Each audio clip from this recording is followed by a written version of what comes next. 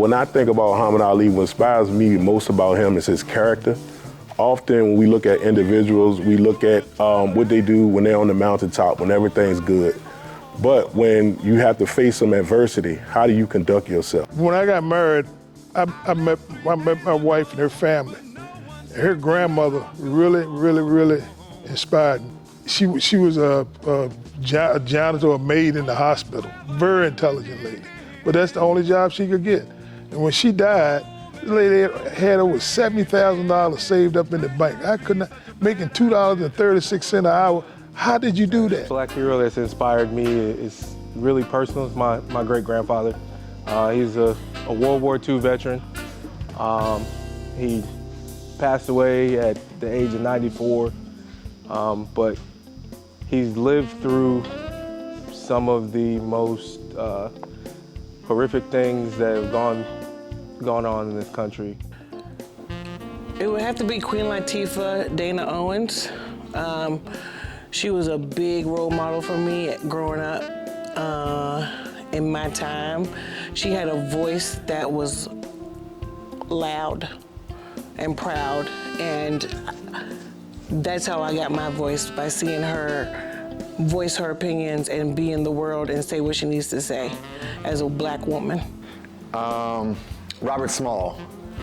This is a man that was enslaved and stole a Confederate ship, took it north, and then brought it back and used it to fight against ex-Confederates. So like just the idea of somebody who in very limited circumstances is still using their individual power and agency is really inspiring. People that has inspired me is my family, my mom, my brother, my dad, aunties, uncles, cousins, stuff like that.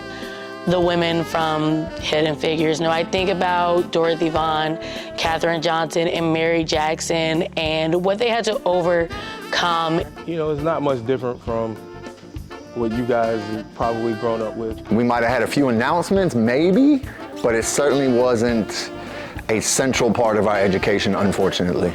Honestly, I feel like it was kind of treated like a seasonal decoration a little bit. Kind of something we dusted off in February, and that was when we brought up certain people, and it was also repetitive. We kind of brought up the same people. I think we've done a lot better about integrating it. There is always work to do, but we have done better about integrating it because we have to remember Black history is American history. It was not celebrated. Black history was not a thing, and we didn't learn anything about Black history. I learned all my Black history in college when I took African American studies. When I was in school, of course, elementary school, we did like the cute little projects, coloring color sheets, and picking our person for Black History Month to present to our class. As I got older, it was maybe an assembly here or there, but as I got older, we really didn't celebrate Black History Month in school. Well, I was born in the 50s, 1950. So Black history was not celebrated during my time because they had a time called Jim Crow. Black history was celebrated during my time in school in many different ways, from elementary school days where we had parties and we shared different dishes that our families partook in making. Middle school we had different performers, like the African dancers and things like that, to high school where we had plays and things like that. Beyonce winning Album of the Year for Cowboy Carter. And I say that because most people forget or don't really realize that Black people were the originators of country music. Probably the election of Barack Obama. I think that was a prominent point in Black history and kind of just like a turning point for America in a sense, because it let all the future generations know, Black children, like, you can climb to this. This is the ultimate goal. Now you can be the president of the United States. It also just showed us we have a lot of work to do. Well, the biggest thing for me, when I was coming up your age, we had an era called Jim Crow. And the biggest thing I can remember as a kid, we were playing basketball at the playground. and this white policeman came up and came to the fence and pulled his gun out on us and called us to the fence for no reason. I'll never forget that. I think about the Civil Rights Bill being passed in 1964. That was a watershed moment for African Americans as well as everyone else, whether you are an immigrant, whether you're sex, religion, or creed. That Civil Rights Act kind of helped out African Americans, and a lot of people piggyback off of that Civil Rights Bill. But let's talk about school. Okay, like you guys take things for granted. Our books were antiquated. I mean, the books we had were falling apart. We didn't have the books, no calculators, none of that. When we elected our first black president, I mean, that's something that's huge. We got a place called Broad Street where we didn't have shopping malls during that time. Everybody, all the blacks, whites, everybody went to Broad Street right here in Richmond. And when you walk down the street past a white person, you had to bow your head. Believe it or not, you couldn't look them in the eye. The Brown v. Board of Education decision where the Supreme Court strikes down segregation and rules that it violates the 14th Amendment stands out to me, and not so much because of that decision, but because of the massive resistance that many white Southerners and white Southern communities engaged in as a result of that decision. It's kind of reminded me that when it comes to rights, you're never like done. You're always fighting. I see a group of individuals who are coming together in order for the youth to succeed. I'm thinking about the people who are in our local communities. Definitely the way we do church. Music, rhythm and blues, I think all that stuff is pretty much carrying on through the generations.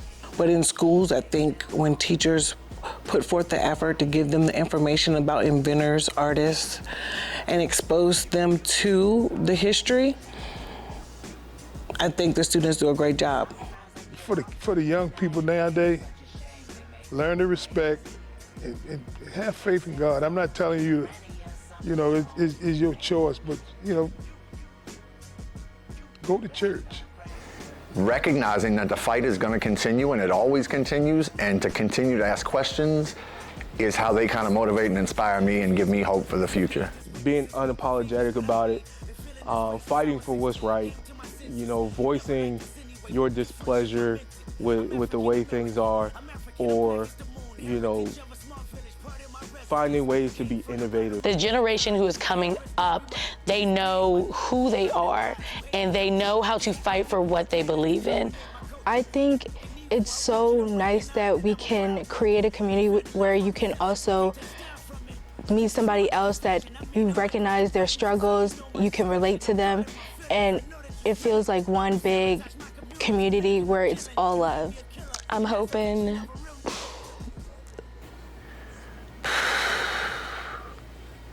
That's a good question. Is that y'all's final question? That's a banger to end up on. Really hope we can get another Harlem Renaissance, because I think the pieces of art, the pieces of culture that can come out of that will be so beautiful and will be talked about just like we talked about it from back in the day. More economic power for African Americans, more opportunities in different spaces for African Americans. I hope for more understanding from different cultures. Overall, I hope we understand each other on a bigger scale overall. while we can see little nuances of obviously where there are things to work on, that we still remain focus-minded. When I walk down the street, I want to see like a business right here that's owned by a black person. This building right here owned by a black person, you know? Really, I hope it looks like not just African Americans learn about it. Really, I wish it was more of everyone drawn to the culture and learning as we have done with other cultures. So I would like for it to be all around in every school, in every setting, and accepted in every, from one end of the world to the other end. It needs to be accepted first, and it still ain't accepted. As of now in 2026, it's still not accepted or considered valuable. So in 100 years, what happens if y'all's generations don't keep continuing it? There will be no Black history. I want to see some progress. Like, we keep talking about making progress towards fighting racism, and then we keep seeing the reality is we haven't made much progress, at least not substantial enough progress. I think the progress we made up until recently was people just kept it to themselves, but they were still feeling it and thinking of it. And so I guess for me, I would love to see that kind of poison just out of people's hearts. So like, instead of just people finessing and faking and pretending to be not racist, they actually are not racist. I think that we hear a lot from Black people and people of color, like we're always like talking to each other and we're saying, what do we want progress to be like within our rooms? I would like to see for Black history, like a lot of us asking and going into other rooms and just preaching that message of just humanity and how we are stronger together.